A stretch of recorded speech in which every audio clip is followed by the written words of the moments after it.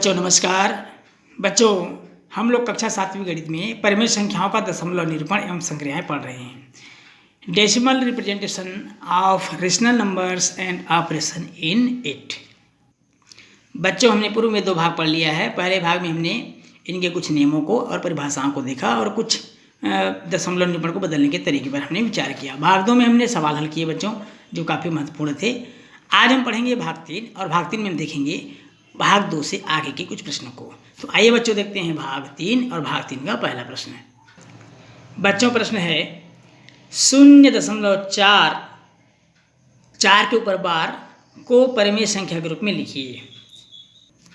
बच्चों सबसे पहले हमको मानना पड़ेगा, माना कि ध्यान समझेंगे, इससे पहले भी आप लोगों ने काफ़ी सवाल हल कर लिया है। माना कि P/Q बराबर 0.4444 जिसके ऊपर बार है बच्चों, उसे बार बार लिखा जाता है। बार बार लिख करके उसको हम समीकरण पहला मान लेते हैं। अब हम देखेंगे बच्चों दशमलव के बाद एक अंक है और एक अंक है तो हमको 10 का गुणा करना पड़ेगा। दोनों पक्षों में 10 का गुणा करने पर, किसका गुणा करेंगे बच्चों? 10 का। तो 10 का गुणा करने पर, चलिए 10 का गुणा करते हैं बच्चों। तो ये हो जाएगा 10P/Q बराबर, इधर 10 का गुणा करेंगे 4.4444 इस प्रकार हमको प्राप्त होगा समीकरण दूसरा।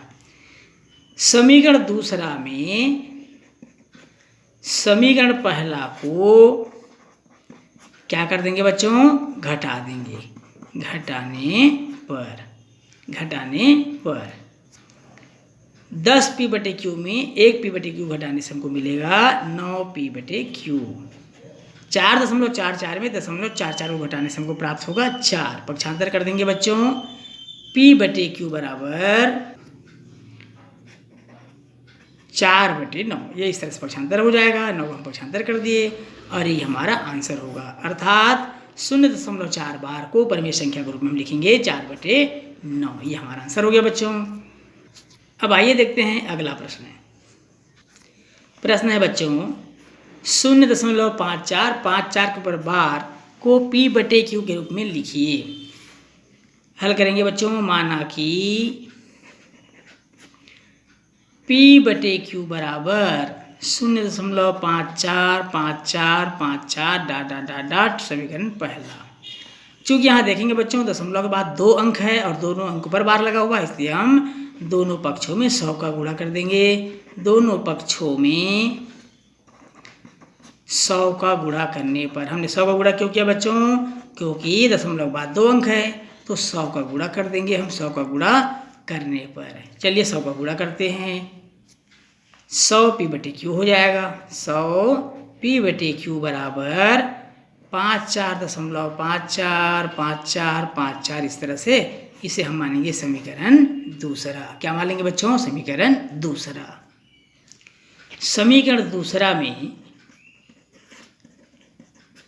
समीकरण पहला को घटाने पर,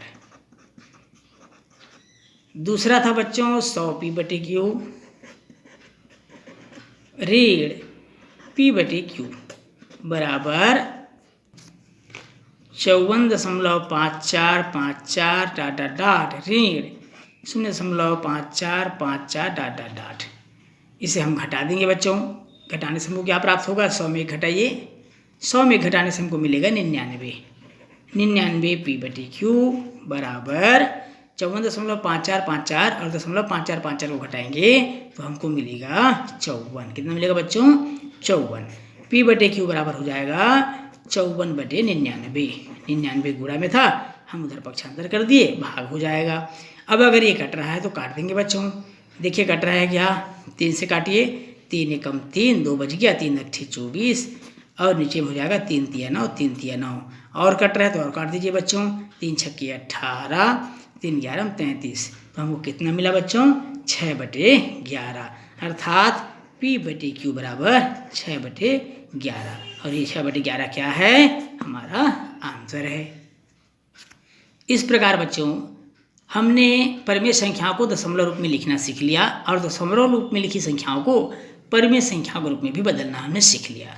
अब आइए बच्चों दशमलव संख्याओं का गुणा करना सीखते हैं। बच्चों 0.31 गुणित 0.04 का मान ज्ञात कीजिए, ये प्रश्न है। अब चलिए देखते हैं इसका मान हम कैसे ज्ञात करेंगे। सबसे पहले देखेंगे बच्चों 0.31, इसका हम दशमलव हटाएंगे तो ये हमको मिलेगा 31 बटे दशमलव बाद दो संख्याएं हैं तो 2 शून्य बढ़ा देंगे, 31 बटे 100 मिलेगा। इसी प्रकार 0.04 को हम परिमेय संख्या के रूप में लिखेंगे तो 4 बटे 100 मिलेगा। अब इनका हम आपस में गुणा कर देते हैं। अतः 0.31 गुणा 0.04 बराबर हमको क्या क्या मिला बच्चों, 31 बटे 100 गुणित 4 बटे 100। अब 31 का गुणा 4 से कर दीजिए बच्चों, तो 31 का गुणा 4 से करेंगे तो 4 एकम 4, 4 तिया 12, 124 प्राप्त होगा। और 100 को गुणा 100 से करेंगे तो 1 के बाद 4 शून्य प्राप्त हो जाएंगे, अर्थात 10,000 प्राप्त हो जाएगा। अब देखेंगे बच्चों 124 में 3 अंक हैं। कितने अंक हैं? 3 अंक हैं, जबकि नीचे में 4 शून्य है, 1 2 3 4 शून्य है। तो हमको 4 अंकों के बाद दशमलव लगाना है। किधर से? दाईं ओर से। 1 2 3, अब 4 नहीं है तो शून्य बढ़ाकर उसको 4 अंक कर लेंगे, उसके बाद हम दशमलव लगा देंगे। तो इस तरह से हमारा आंसर प्राप्त हो जाएगा 0.0124। बच्चों प्रश्न है 0.015 गुणित 0.3 गुणा 0.02 का मान ज्ञात कीजिए।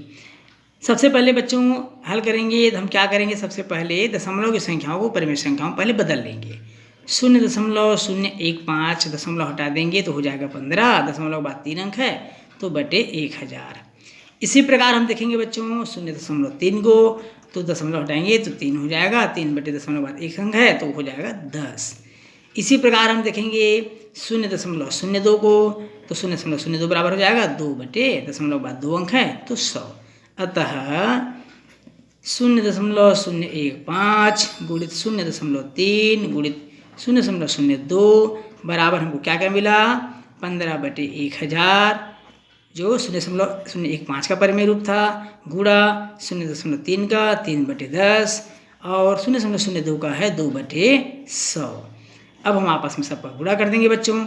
15 तिया 45, 45 दूनी 90, 90 बटे दशमलव, अब नीचे में कितना हो जाएगा 1 2 3 4 5 6 शून्य, 1 के बाद 6 शून्य, 2 3 4 5 और 6।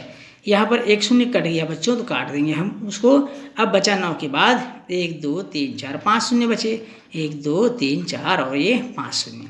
अब चूंकि 9 अकेला है बच्चों और हमको इकाई की तरफ से बढ़ते हुए दाईं ओर से बढ़ते हुए हमको 1 2 3 4 5 अंक के बाद दशमलव लगाना है, क्योंकि दशमलव का 1 होता है और 0 5 है तो 5 अंक के बाद लगा देंगे।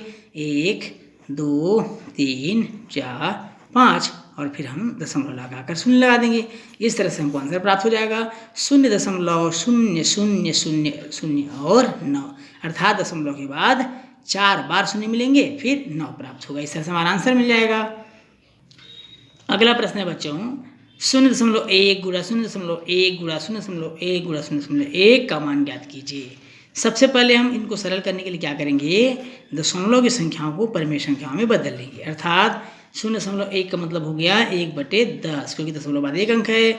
इसी प्रकार दोबारा 1 बटे 10, तीसरी बार 1 बटे 10 और ये चौथी बार 1 बटे 10, क्योंकि 4 बार आया हुआ है।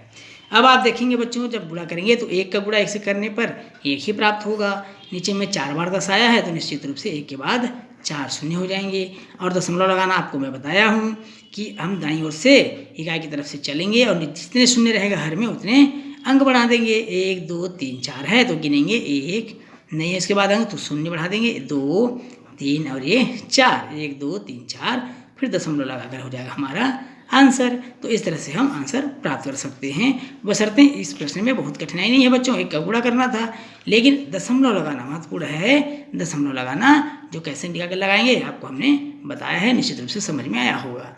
बच्चों इस प्रश्न के साथ ही आज का क्लास हमारा यहीं समाप्त होता है। बच्चों वीडियो पसंद आए तो वीडियो को लाइक और शेयर करिएगा, और यदि आप चैनल में नए हैं बच्चों तो चैनल को सब्सक्राइब जरूर करिएगा। फिर मिलेंगे बच्चों अगले क्लास में, तब तक के लिए नमस्कार।